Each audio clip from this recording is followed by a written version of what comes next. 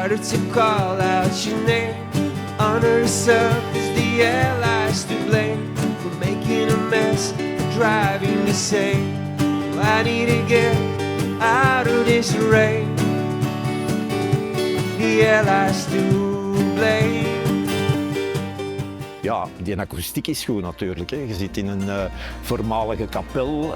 Ik vond het echt heel goed klinken.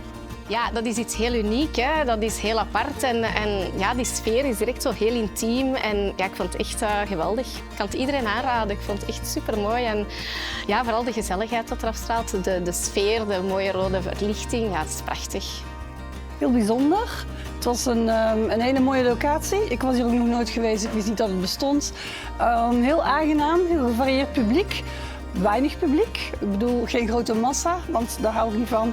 Dus aangename sfeer, je kon ook bewegen, je kon een babbeltje doen. Muziek was fantastisch. Echt, ik was positief verrast, zeker.